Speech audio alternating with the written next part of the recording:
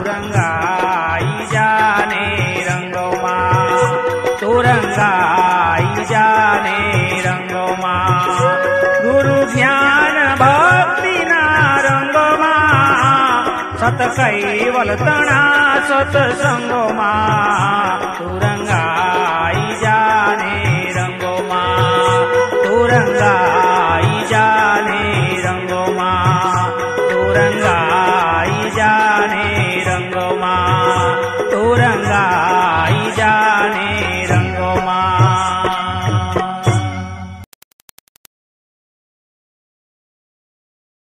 श्रीमद करुणा सागर महाराज की, कैवल धाम की जय. श्री अविचल दास जी महाराज की जय.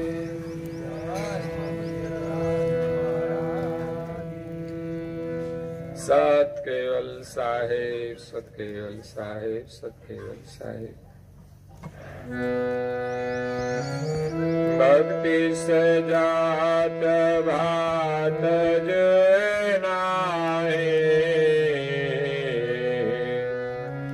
जो पाषाण मूर्ति वदताहे, सटंकन त्रिभुवन ही बनाए, और पत्थर पग सब ही घसाए.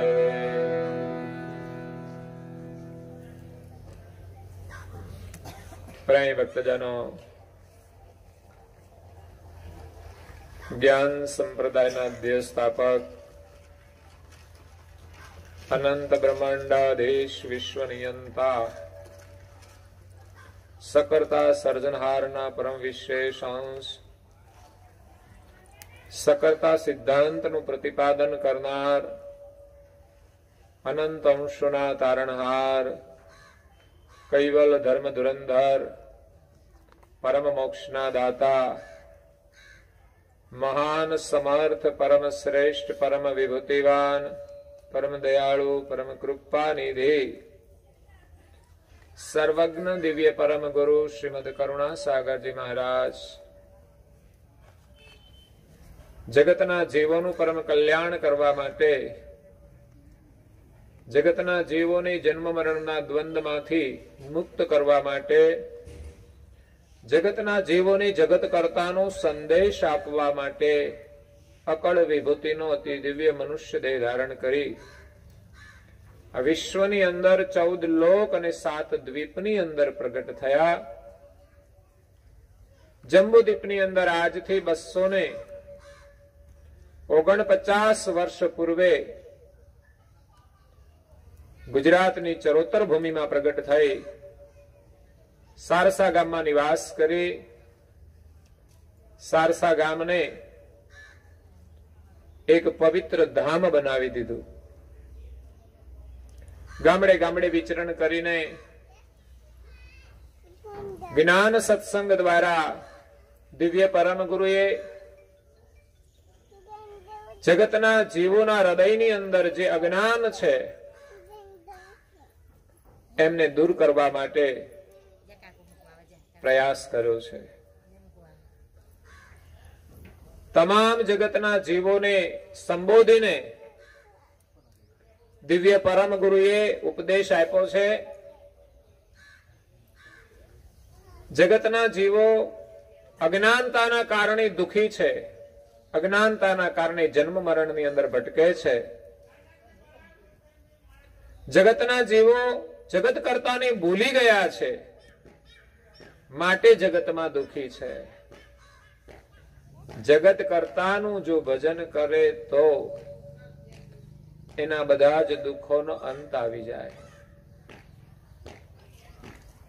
જગત કરતાના સ્મરણ સિવાય, એમની ભક્તિ સિવાય સંસારમાં પૂર્ણ સુખ નથી, સત્ય સુખ નથી. દરેક મહાપુરુષોએ અનુભવ કરીને આપણને ઉપદેશ આપ્યો છે કે જો તમારે સત્ય સુખની પ્રાપ્તિ કરવી હોય તો જગતનું સ્મરણ છોડીને જગત કર્તાનું સ્મરણ કરો, કે જેમના શુદ્ધ સંકલ્પથી આ જગતનું સર્જન થયું છે. એ જગત કર્તાને જીવો ભૂલી ગયા છે, તેમજ પોતાના નિજ સ્વરૂપને પણ ભૂલી ગયા છે. આ શરીરમાં આપણે કોણ છીએ, આ શરીરને ચલાવનાર ચૈતન્ય સ્વરૂપને આપણે ઓળખતા નથી. એટલે અજ્ઞાનતાના કારણે જીવ અનેક ભ્રાંતિઓની અંદર ભટકે છે, અંધશ્રદ્ધાઓની અંદર ભટકે છે.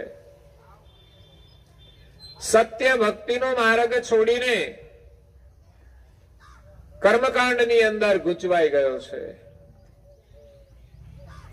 જે મૃત્યુ પાછળ કર્મકાંડ કરવામાં આવે છે, શા માટે? તો કે સદગત આત્માની મુક્તિ માટે. પરંતુ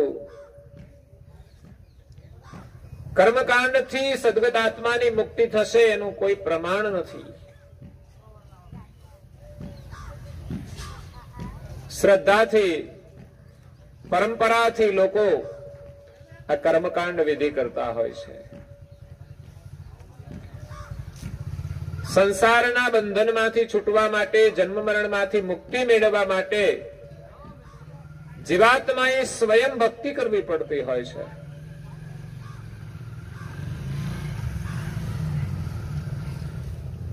ભક્તિ કર્યા વિના કોઈ જીવની મુક્તિ થતી નથી. અને એ પણ આ જગતનું જેને સર્જન કર્યું છે, જગત કર્તાનું ભજન કરવાથી આપણને મુક્તિ મળે છે. જગતનું ભજન કરવાથી જીવને બંધનમાંથી મુક્તિ મળતી નથી. એટલે નારણદાસજી મહારાજ શ્રી દિવ્ય પરમ ગુરુની કૃપાથી સ્વરચિત સિદ્ધાંત ભાવની ગ્રંથને વિશે જગતના જિજ્ઞાસુ અને મુમુક્ષુ અંશોને, ભક્તિના ઉપાસકોને ભક્તિનો બોધ કરતા કહે છે, ભક્તિ સે જાત ભાત જુએ નાહી. જે લોકો ભક્તિ કરે છે એની કોઈ જાતિ કે ભાતિ જોવામાં આવતી નથી. એવું નથી કે બ્રાહ્મણ જ ભક્તિ કરી શકે, એવું નથી કે ક્ષત્રિય જ ભક્તિ કરી શકે. ભક્તિ શુદ્ર લોકો પણ કરી શકે છે, ભક્તિ વૈશ્ય લોકો પણ કરી શકે છે. સમાજના મુખ્ય 4 વર્ણ છે, એમાંથી કોઈ પણ વર્ણના લોકો ભક્તિ કરી શકે છે. ભક્તિ કરવા માટે દરેક મનુષ્ય સ્વતંત્ર છે અને દરેક મનુષ્ય ભક્તિ કરી શકે છે. પછી હિન્દુ હોય, મુસલમાન હોય, યહૂદી હોય, પારસી હોય, ક્રિશ્ચિયન હોય. જ્ઞાતિ અને જાતિ તો આપણા સમાજના વ્યવહાર માટે છે, આપણા સંબંધો જોડવા માટે છે. પરંતુ ભક્તિ કરવા માટે દરેક વ્યક્તિ સ્વતંત્ર છે. એમાં કોઈની જાતિ ભાતિ જોવામાં આવતી નથી. આપણે સૌ સર્જનહારના અંશ છીએ. જાતિ અને ભાતિ તો શરીરની છે, પણ શરીરને ચલાવનાર ચૈતન અંશની કઈ જાતિ છે એ તો આપણે જાણતા જ નથી. આપણે બધા જ એક સર્જનહારની સજાતિના છીએ. એને ભૂલીને આપણે ધર્મના વાડાની અંદર બંધાઈ ગયા છીએ. કોઈ કહે અમે હિન્દુ, કોઈ કહે અમે મુસલમાન, કોઈ કહે અમે યહૂદી, કોઈ કહે પારસી, કોઈ કહે ક્રિશ્ચિયન. આ બધું જગત પક્ષમાં આવે છે. જગત કર્તાને પામવા હોય તો તમામ જાતિથી પર થવું પડે છે. જાતિવાદને છોડીને જે પરમેશ્વરની શોધ કરે છે એને જ પરમેશ્વરની પ્રાપ્તિ થાય છે. અને પરમેશ્વરને પામવા માટે આ શરીરની અંદર આપણે પ્રથમ આપણો નિશ્ચય કરવો પડે કે આપણે કોણ છીએ. અને આપણા સ્વરૂપની ઓળખ આ જગતની અંદર કોઈ સદગુરુ મળે તો જ પ્રાપ્ત થાય છે. જેમને પોતાના સ્વરૂપનો અનુભવ થયો છે, જે આખા જગતને સમદ્રષ્ટિથી જુએ છે, સમદ્રષ્ટિને તૃષ્ણા ત્યાગી દ્રઢ વૈરાગ જેના મનમાં રે, રામ નામ સુ તાળી લાગી સકલ તીર્થ તેના તનમાં રે, વૈષ્ણવ જન તો તેને કહીએ જે પીડ પરાઈ જાણે રે. તો જેની સમદ્રષ્ટિ છે એવા મહાપુરુષો જ આ જગત કર્તાની શોધ કરી શકે છે, એમની પ્રાપ્તિ કરી શકે છે. સદગુરુ આપણને આ શરીરની અંદર ચૈતન્યની ઓળખ કરાવે છે કે તું કોણ છે એનો વિચાર કર. મુખ્ય ની કલ્પના જલ્પના મનતની તુજ વિના અન્ન નહીં કોઈ દૂજો. આ શરીરની અંદર તું જ એક સત્ય છે, એ સિવાયનું જે તું ચિંતવન કરે છે એ બધી જ માયા છે. તું તારા સ્વરૂપને ઓળખી લે અને એ ન્યાયે આ જગતની અંદર ખોજ કરીશ કે મારી સજાતીના સર્જનહાર કોણ છે, હું કોનો અંશ છું. એ પ્રથમ આપણે આપણી ઓળખ કરવી પડે. પરંતુ આપણે બધા નશામાં છીએ. ભલે જેમ કોઈ નશામાં માણસ હોય, વધારે પડતો નશો થઈ જાય પછી એને પોતાની ખબર રહેતી, ઘરના સભ્યોને ના ઓળખે. એ સામે મળે તેમ કે તમને મેં ક્યાંક જોયા છે. હવે ઘરમાં જ રહે છે ને જોયા વાળી થાય છે.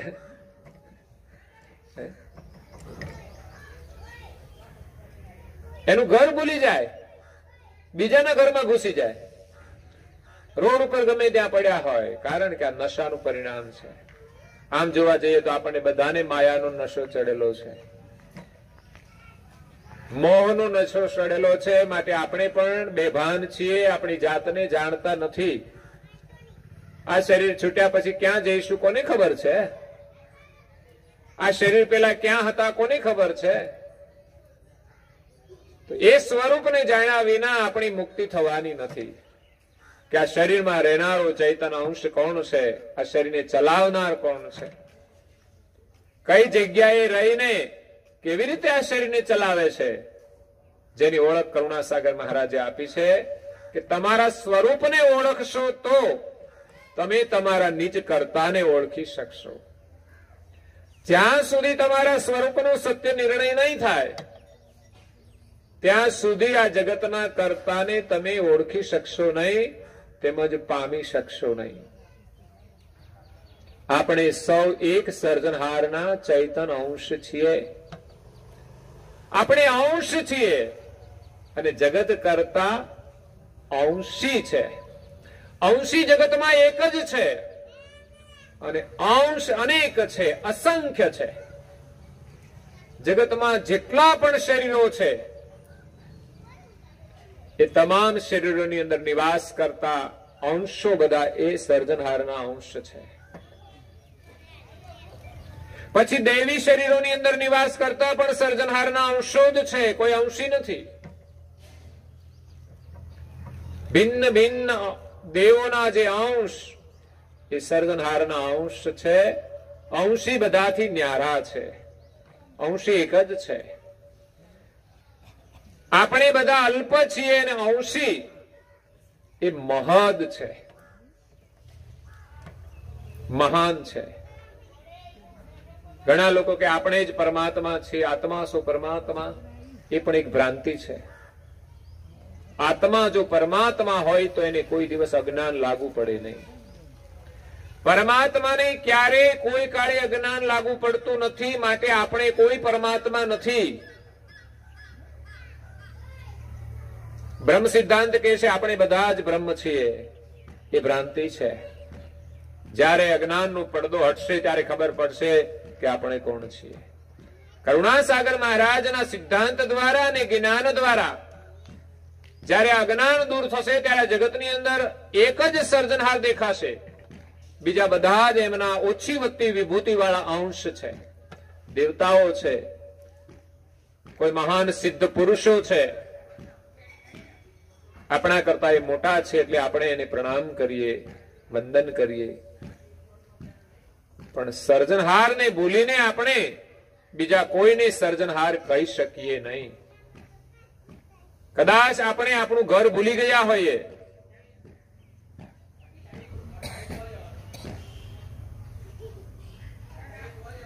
અને કોઈ આપણને એમ લાગે કે થોડી ઘણી મદદ કરે છે, કોઈ સહારો આપે છે, તો એ આપણા હિતેશ શું છે, પણ એને આપણે પિતા કહી શકીએ નહીં. એના આપણી સંતાન નથી. એક રાજા, એમને ઘણા બધા રાજકુમાર હોય, તો એમની રાજગાદી ઉપર કોણ આવે? તો એમનો જે પાટવી પુત્ર હોય એ રાજગાદી ઉપર આવે.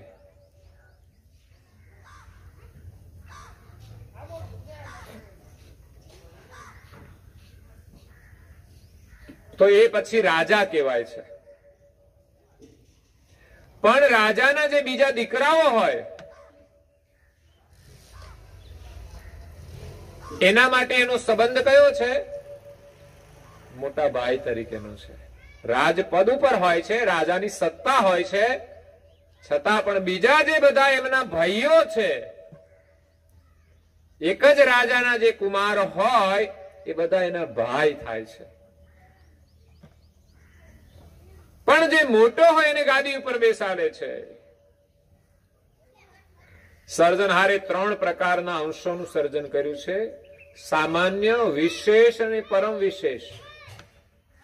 84 લાખ પ્રકારના જે શરીરો છે એની અંદર ફરતા જે અંશો છે એ બધા જ સામાન્ય છે, અલ્પ છે.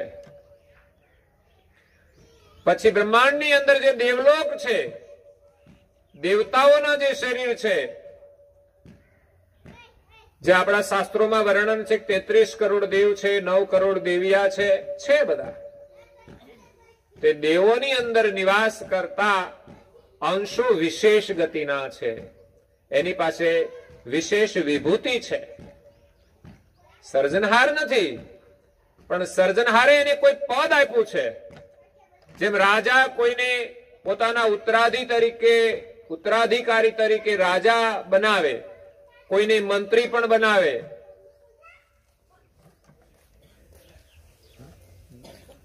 તો એ પદ પ્રમાણે એની પાસે હક હોય છે, હોદ્દો હોય છે, અધિકાર હોય છે. એમ જગત કરતા આ જગતને ચલાવવા માટે દેવોને ભિન્ન ભિન્ન અધિકાર આપ્યા છે, વિભૂતિ આપી છે. એટલે એ વિશેષ અંશો છે. અને ત્રીજા છે પરમ વિશેષ અંશ, જે બધાના કરતા મોટા છે, પરમ ગતિવાળા છે, જેમને અજ્ઞાન લાગુ પડતું નથી. એવા પરમ વિશેષ અંશ પરમ ગુરુ શ્રીમદ કરુણાસાગર મહારાજ આ વિશ્વમાં જગત કરતાનું જ્ઞાન લઈને આવ્યા છે, જગત કરતાનો સંદેશ લઈને આવ્યા છે. જે જગત કરતાના સાનિધ્યમાં રહે છે, જેમના સંકલ્પથી આ જગતનું સર્જન થયું છે, એ જગત કરતાની સાનિધ્યમાં રહે છે. એમની જ્ઞાન અને ગતિ લઈને આ વિશ્વમાં જગતના જીવોને જગત કરતાની ઓળખ કરાવવા માટે આવ્યા છે, જગતના જીવોનું અજ્ઞાન દૂર કરવા માટે આવ્યા છે. એ જગત કરતાનું આપણે ભજન કરીશું ત્યારે જગત કરતાની પ્રાપ્તિ થશે.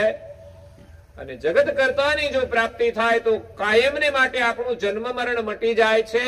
અને જગત કરતાના સાનિધ્યમાં આપણને પરમ અખંડ સુખની પ્રાપ્તિ થાય છે. પણ અંશ ક્યારેય અંશી બની શકતો નથી. આપણે ક્યારેય પરમાત્મા બની શકતા નથી. એટલે દિવ્ય પરમ ગુરુ સકર્તા સિદ્ધાંતનું સ્થાપન કરે છે કે આપણા સૌના એક સર્જનહાર છે, જેને આપણે ભૂલી ગયા છીએ. જગતના જે દેવો છે એને આપણે કર્તા માનીને એનું ભજન કરીએ છીએ, પણ જગતના કર્તાને જગતના દેવો પણ ભૂલી ગયા છે. એ પણ કોઈનું ભજન કરે છે, કારણ કે બધાના ઉપર સામર્થ ધણી બિરાજમાન છે, બધાને જીવન આપે છે. દેવો પણ જીવન લઈને જ આ સૃષ્ટિનું કાર્ય કરે છે, સામાન્ય જીવો પણ એ જ જીવન લે છે. બધા એક જ સર્જનહારથી ઉત્પન્ન થયા છે, પણ કોઈ પેલા ઉત્પન્ન થયા છે, મોટા છે, પછી ઉત્પન્ન થયા એ નાના છે. એક જ સમુદ્રની અંદર અનેક પ્રકારના જીવ જંતુ ઉત્પન્ન થાય છે. સમુદ્રની અંદર અનેક જીવ જાતિ છે. એમાં નાના માછલા પણ છે અને મોટા મોટા મગરમચ્છ પણ છે. બધા જ જળથી ઉત્પન્ન થયેલા છે ને જળની અંદર જ રહે છે ને જળથી જ જીવે છે.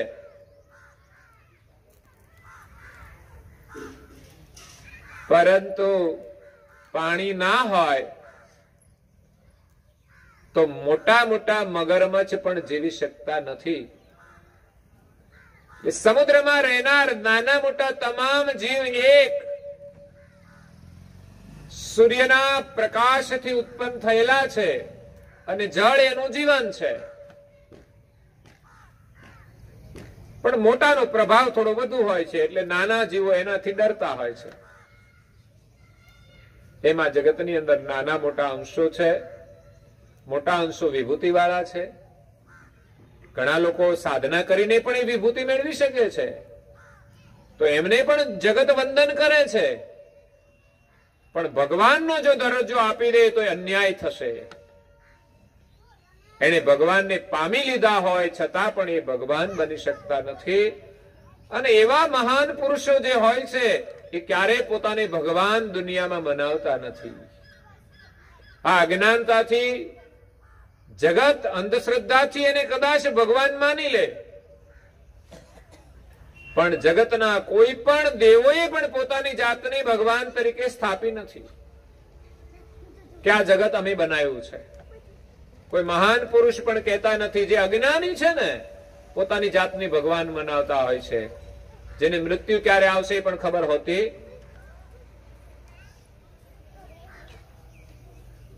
બીમાર પડી જાય તો હોસ્પિટલમાં દવા લેવા જતા હોય અને પોતાને પાછા દુનિયા ભગવાન માનતી હોય. વિચાર કરો, ભગવાન એટલા બધા નિર્બળ છે કે પોતે બીમાર પડી જાય પોતાને ખબર ન પડે, એના કરતા ડોક્ટરો એનો ઈલાજ કરે. એટલે એવા દુનિયામાં અનેક ભગવાનોની સ્થાપના થઈ છે. એટલે સાચા સર્જનહારને જીવો ભૂલી ગયા છે. એનું સ્થાપન કરવા માટે અને એની પ્રાપ્તિ કરાવવા માટે દિવ્ય પરમ ગુરુ પધાર્યા છે. અને દિવ્ય પરમ ગુરુના કૃપા પાત્ર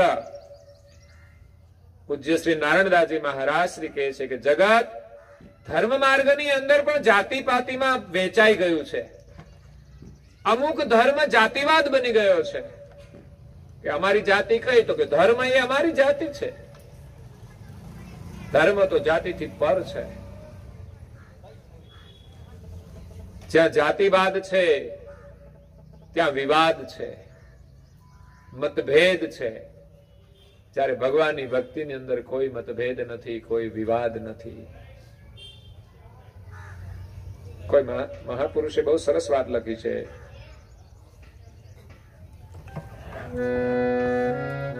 એ મટી જશે વાદ ને વિવાદ, જ્યારે તન સાચો સમજાશે. એ મટી જશે વાદ ને વિવાદ, એ જ્યારે તન સાચું સમજાશે. એ કૂદી પડીશ તું બહાર, જ્યારે તન સાચું સમજાશે. વહેમ મન વહેમમાં વાટ વણાઈ ગઈ, પંથા પંથીમાં મતિ મોજાઈ ગઈ. સાંભળીશ સંતનો પોકાર, જ્યારે તન સાચો સમજાશે.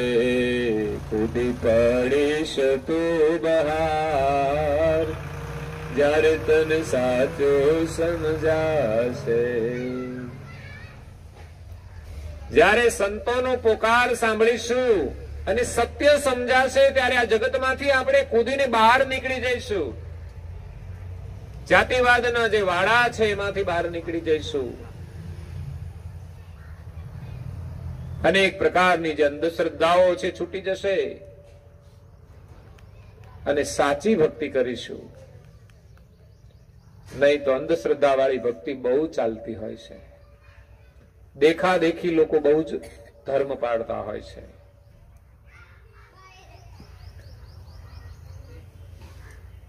સુખી થવા માટે ઘરમાં ઘોડાની નાલો લગાડી દે.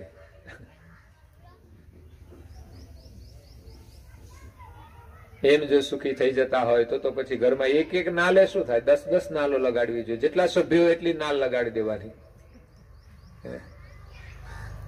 એની પાછળ કોઈ વિજ્ઞાન જ નથી. નાલ લગાડવાનું કોઈ મહત્વ નથી, પણ લોકોના ઘરમાં લગાડેલી હોય છે. કેમ તો કે કોઈએ કહ્યું કે આ નાલ લગાડો એટલે તમે અમીર થઈ જાઓ, કાં તો કે સુખી થઈ જાઓ, કાં તો કઈ કઈ માન્યતા હોય.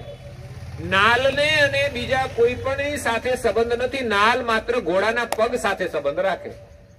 જે ઘોડાના પગમાં જ લગાડવાની હોય અને એને લગાડવાથી એને લાભ થાય, એ સિવાય નાલનો કોઈ ઉપયોગ નથી. પણ લોકો હવે ઘોડા રહ્યા નહીં, નાલો નવરી પડી એટલે કે છે લગાડો ઘરમાં, ચાલો ધંધો. અને લોકો બહુ ડરપોક થઈ ગયા છે. જીવનમાં દુઃખ આવે એટલે પછી આમ દુખી દુખી થઈ જાય. જ્ઞાનથી આપણે પોતાની અંદર જોઈએ તો સમજાશે કે આ દુઃખનું કારણ શું છે. થોડું ધ્યાન કરો ને તોય સમજાશે. જીવનમાં સત્સંગ સાંભળશો તોય સમજાશે કે આ દુઃખ આવ્યું છે ક્યાંથી, કેવી રીતે દૂર થશે. પણ આપણે તો કોઈ ભુવા પાસે જઈએ કે ભાઈ જુઓ ને અમને આ તકલીફ બહુ છે, તમે કઈક દોરો કરી આપો ને સારું થઈ જાય તો, એટલે પછી દોરા બાંધીને આપણે વિશ્વાસ રાખીએ સારું થઈ જાય. પણ એના ઘરમાં લોકો દુઃખી હોય તો નહીં, તો જે નિવારણ કરતા હોય એના ઘરમાં તો દુઃખ ના હોવું જોઈએ. પણ એ લોકો દુઃખી હોય છે. જ્યોતિષ જોતા હોય એનો તો એક વ્યવસાય હોય એટલે કરતા હોય કામ. પણ આપણને જ્યોતિષ આપણને સુખી કરી દે. આ જ્યોતિષ જોઈ દે આપણને, તમને આ નડે છે પેલું નડે છે, એમાં કેટલું સાચું ને કેટલું ખોટું એ ભગવાન જાણે. પાછા જ્યોતિષ શાસ્ત્ર ચોક્કસ છે, એ અનુમાનથી કે છે, બધું 100% ના કહી શકે.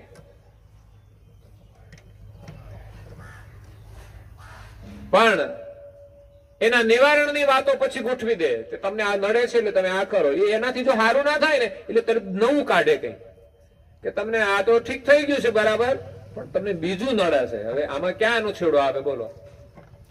હવે આમ કરતા કરતા કાં તો માણસ થાકીને છોડી દે, અને કાં તો સમય જતા આપણો જયારે યોગ થાય સારું થઈ જાય એટલે એમ કે તમે જો આ વિધિ કરીને એટલે સારું થઈ ગયું.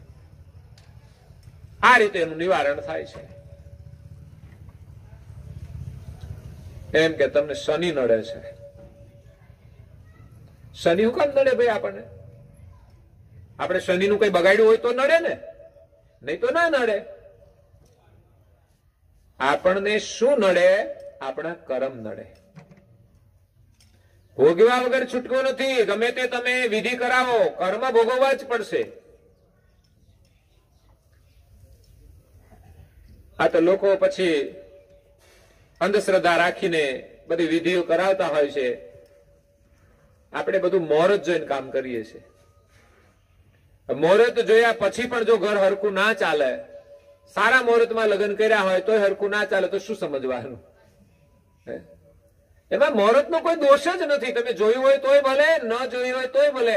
કારણ કે જેને બેન સાથે રહેવાનું છે એ જ સમજીને ના રહે તો મુહૂર્ત કરે શું?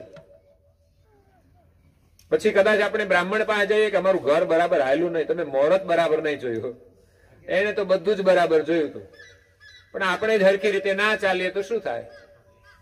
આપણી જાતને જ સમજાવવાની છે ને, આપણે કેવી રીતે જીવવું જોઈએ એ સમજવાનું છે.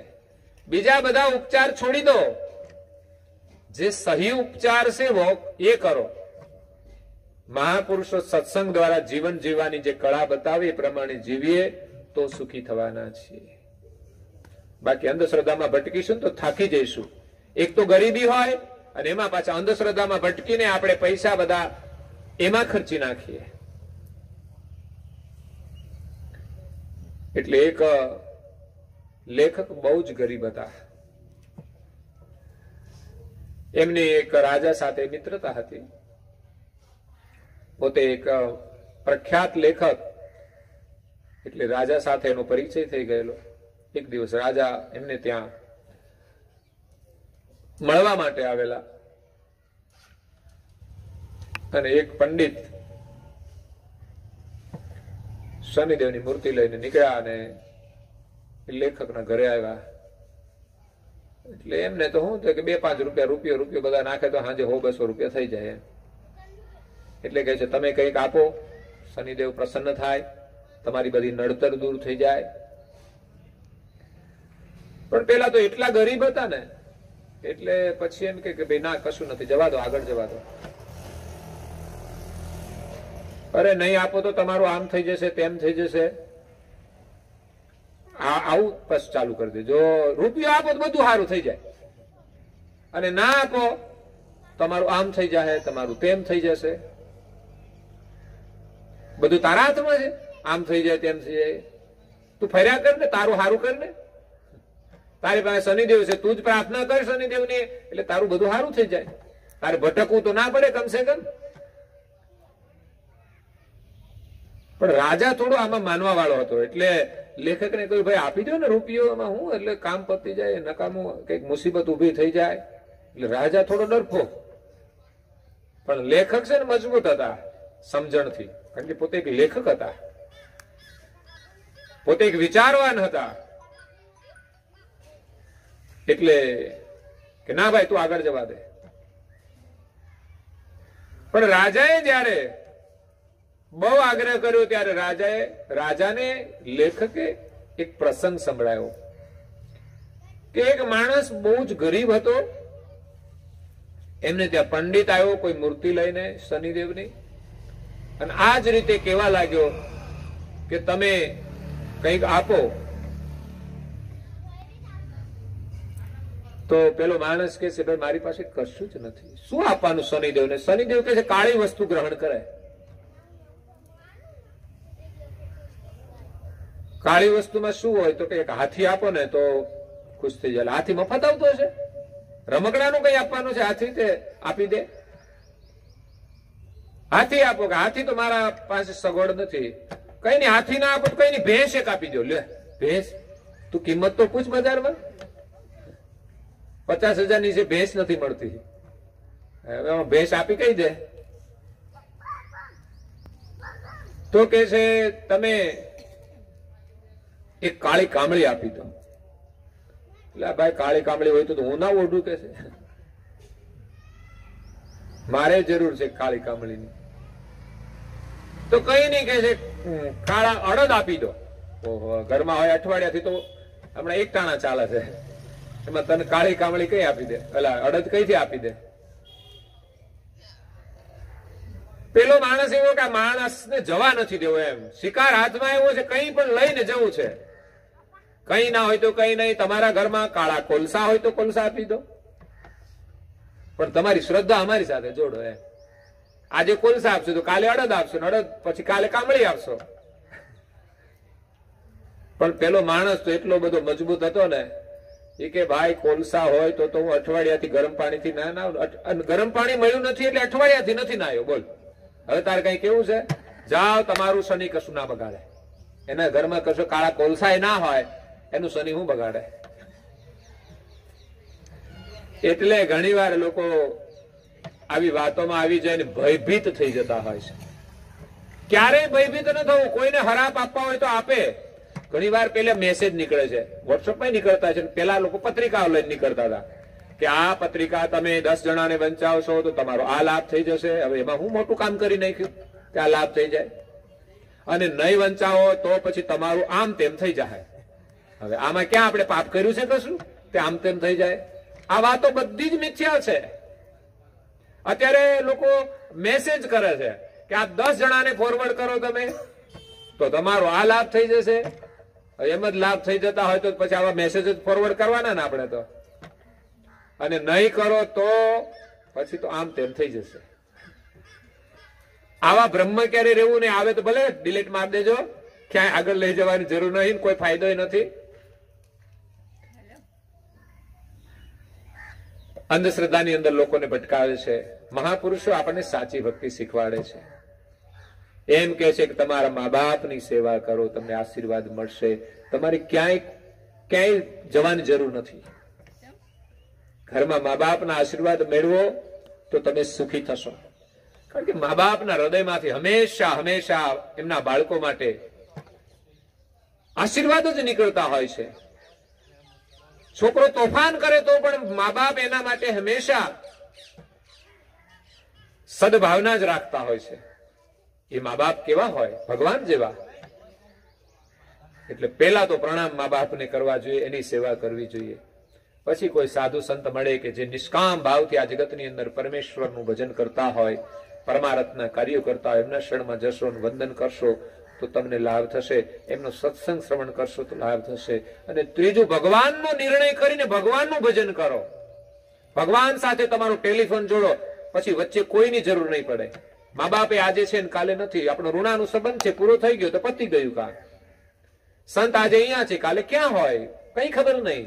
તમારે સ્વયં જાગવું પડશે અને તમારે સ્વયં ભક્તિ કરવી પડશે. એટલે કોઈ સંત મહાપુરુષો પાસેથી જ્ઞાન મેળવી લો સત્સંગ દ્વારા, અને માલિકની ઓળખ કરી લો, માલિકનો લક્ષ્ય પ્રાપ્ત કરી લો, માલિકનો મંત્ર મેળવી લો. અને મંત્રમાં શ્રદ્ધા રાખીને જપ કરશો ને, તમારા બધા જ કાર્યો સિદ્ધ થશે. તમારું કાર્ય તમારે જાતે કરવું પડશે. આ તો જ્યોતિષને કહે તમે મને 200 રૂપિયા આપી દો તો હું તમારા જપ કરી દઉં, તમારે બધું સારું થઈ જશે. આપ મુવા વિના સ્વર્ગે ન જવા, એવી કહેવત છે. આપણે ખાઈએ તો જ આપણી ભૂખ ભાગે, તો પછી બીજા આપણું કામ કરે ને આપણું કામ થાય, એ ક્યાં સુધી આપણે પરાધીન રહેવાનું? આજે આ મુસીબત આવી તો એની પાસે દોડતા જવાનું, પગે લાગવાનું. ફરી બીજી મુસીબત આવી તો ફરી એની પાસે જવાનું. આ બધા ઉપચાર આપણે જાતે જ કરવાના છે. આપણને ભૂખ લાગે તો પડોશીને ઘરે કઈ માગવા જવાય કે લાવો અમને ભૂખ લાગી છે તો ખાવા આપો? આ તો એવું કામ થયું છે. એટલે દિવ્ય પરમ ગુરુ જગત કરતાનો સંદેશ આપવા માટે આવ્યા છે. અને પરમ ગુરુના કૃપા પાત્ર પૂજ્યપાદ શ્રી નારાયણદાસજી મહારાજ આપણને સર્જનહારની ભક્તિનો ઉપદેશ આપે છે.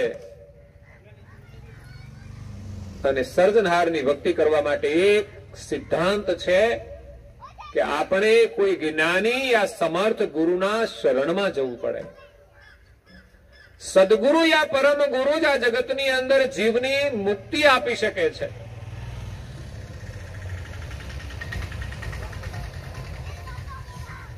મુક્ત થવાની યુક્તિ સદગુરુની પાસે છે. સદગુરુ આપણને કળ બતાવે છે. ભક્તિ તો આપણે સ્વયં કરવી પડશે. એવું નહીં કે કોઈ મહાત્મા હાથ મૂકી દે ને આપણું કામ થઈ જાય, કોઈ ગુરુ આપણા માથે હાથ મૂકી દે ને આપણું કામ થઈ જાય. આ એના હાથથી ને આશીર્વાદથી આપણામાં ભક્તિ કરવાની શક્તિ આવે, ભક્તિ કરવાની પ્રેરણા મળે, આપણો વિશ્વાસ દ્રઢ થઈ જાય, આપણું મનોબળ દ્રઢ થઈ જાય. કોઈ મહાત્મા નિર્વ્યસની હોય અને આપણને એમ કે તમે વ્યસન છોડી દો, એમાં આપણો વિશ્વાસ દ્રઢ થઈ જાય, છોડી દઈએ તો લાભ છે. પણ છોડવું તો આપણે જ પડે ને. એવો કોઈ ચમત્કાર નથી થતો કે મહારાજ કે અને છૂટી જાય, કે મહારાજ માથે હાથ મૂકીને છૂટી જાય. મહારાજ જે ઉપદેશ આપે છે એમાં આપણે વિશ્વાસ રાખી અને છોડવા પ્રયત્ન કરીએ, દ્રઢ સંકલ્પ સાથે છોડીએ તો છૂટી પણ જાય છે. જ્ઞાનથી વિચાર કરવાનો છે કે આપણે શું ખાઈએ છીએ, એનું પરિણામ કેવું છે. કદાચ આપણને કઈ થઈ જશે તો આપણા છોકરાનું શું, પરિવારનું શું, એવું જો આપણે વિચારીએ તો ન ખાઈએ.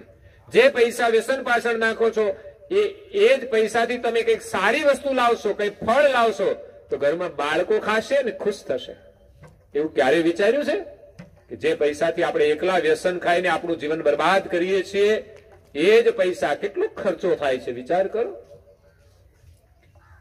એક ગામની અંદર 100 વ્યસની લોકો હોય, 100 તો મિનિમમ નીકળે, નાના ગામમાં નીકળે. અમારા મોટા ગામમાં તો 500 નીકળે. પણ નાના ગામની અંદર 100 ઘર હોય તો 100 લોકો તો વ્યસની હોય.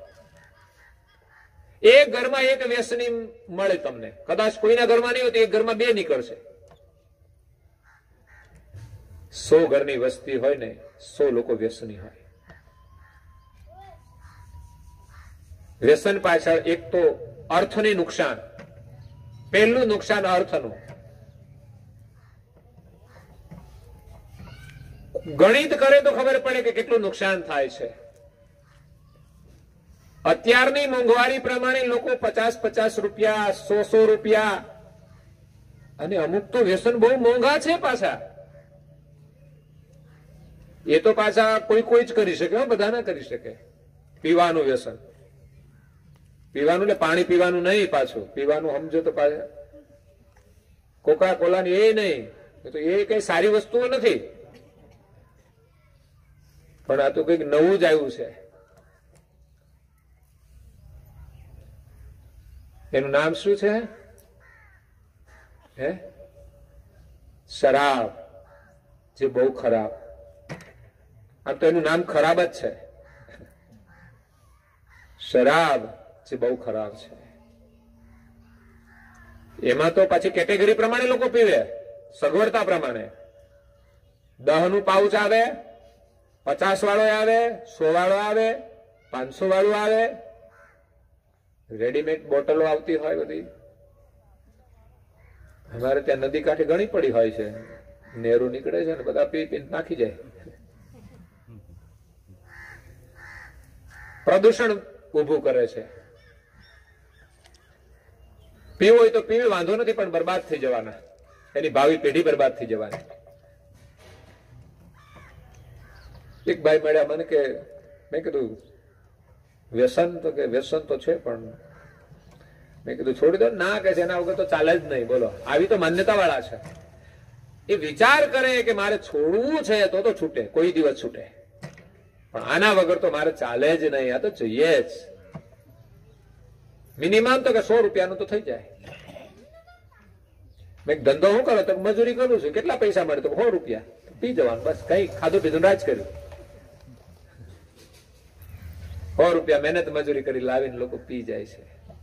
અને સારા લોકો વધુ કમાય છે, મોંઘું પીવે છે, 500-1000 સુધીનું પી જાય. આટલું મોંઘું આવતું હોય છે, એક બોટલો 1000 વાળી આવે છે. આ તો હું સાંભળું છે, કહું છું ને, જોઈ નથી એ 1000 વાળી, પણ આવતી હશે, કોઈએ કહ્યું એટલે. અર્થનું કેટલું નુકસાન. 50 રૂપિયા મિનિમમ ગણીએ, 50 રૂપિયા. અત્યારે નાના વ્યસનોમાં પણ 50 રૂપિયા તો વપરાય જાય. 5 મચાલા તો આમ આરામથી ખાઈ જાય, પાછા આરામથી, મોજ, રમતા રમતા. અને આખો દિવસ ચાવ્યા જ કરવાનું. આ મુખ તો ચોખ્ખું હોવું જોઈએ. સવારે જમો, ફિનિશ. આપણે ત્યાં ઘરનો મુખવાસ આવે છે, અમારી બહેનો બનાવે છે. તલ નાખે, ધાણાની દાળ નાખે, વરિયાળી નાખે, બીજું કંઈ પણ મસાલા નાખે. એ ખાવા યોગ્ય મસાલા હોય છે. મુખવાસ કહેવાય જેને, મુખની અંદર જેનો વાસ. એ છોડીને લોકો કચરો ખાવા માટે બહાર રખડતા હોય છે. તમાકુ કોઈ મનુષ્યને ખાવાની ચીજ નથી. આજના વિજ્ઞાને રિસર્ચ કરીને કહ્યું છે કે આ તંદુરસ્તીને નુકસાનકારક છે. સરકાર લખાવે પણ છે કાનૂની ચેતવણી. ભણેલા લોકો પણ વાંચતા નથી, હા, કારણ કે વાંચતા જ નથી આવડતું. હું તો એવું જ માનું છું કે જે વ્યસની લોકો છે એ શિક્ષિત હોવા છતાં અભણ છે. કારણ કે આ વ્યસન નહીં કરવું જોઈએ એનું શિક્ષણ તો છે નહીં. તો સાચું શિક્ષણ તો એ છે, ભલે જેને અક્ષર વાંચતા નથી આવડતો પણ નિર્વ્યસની છે, એ ભણેલા કહેવાય છે. આ સાચું શિક્ષણ છે. એક શિક્ષણ પરીક્ષા લક્ષી હોય છે અને બીજું શિક્ષણ જીવન લક્ષી હોય છે. પરીક્ષા લક્ષી શિક્ષણ ઘણા પાસે છે, એનો ઉદ્દેશ તો પરીક્ષામાં પાસ થઈ જાઓ અને નોકરી મેળવવાની. પણ જીવન લક્ષી શિક્ષણ હોવું જોઈએ કે કેવી રીતે જીવીએ તો સુખી થવાય. ગમે તેમ કરીને પૈસા લાવો, જૂઠ કરીને, પ્રપંચ કરીને, એ સુખી થવાના નથી. એ જીવનલક્ષી શિક્ષણ નથી. મફતનું મળે તો લોકો કોઈ છોડતા નથી. જ્યારે જીવનલક્ષી જેની પાસે શિક્ષણ છે એને સામેથી કોઈ આપે ને તો પણ એ લેતા નથી. ગમે તેવી ગરીબી હોય તો પણ એ પોતાના ભાગ્ય ઉપર છોડીને સહન કરતા હોય છે. એટલે નુકસાનીનું ગણિત તમે કરો, રોજના 50 રૂપિયા થાય. ગામમાં 100 લોકો હોય એટલે કેટલા જાય? 5000 રૂપિયા થાય.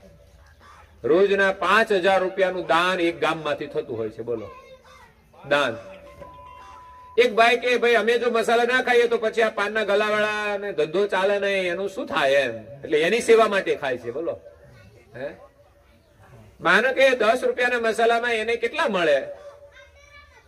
2-3 રૂપિયા મળતા હોય, 4 રૂપિયા. તો હું કહું એટલા પૈસા તો એમ જ આપી દેજે ને, મસાલા ખાધા વગર જ તાર સેવા કરવી હોય તો. 50 રૂપિયાના મસાલામાંથી એને 10 રૂપિયા મળતા હોય તો 10 રૂપિયા આપી દે, 20 આપી દે, તો તને 30 નો તો ફાયદો થશે અને તારું જીવન બચી જશે. નથી વિચારતા લોકો, પણ આ તો એક મનના વિચારોમાં જીવતા હોય છે, મનની માન્યતાઓમાં જીવતા હોય છે. મિથ્યા જવાબો આપી દે. 5000 રૂપિયા એક નાનકડા ગામમાંથી વ્યસન પાછળ ખર્ચાય, એનું ભવિષ્યમાં કેટલું નુકસાન થાય.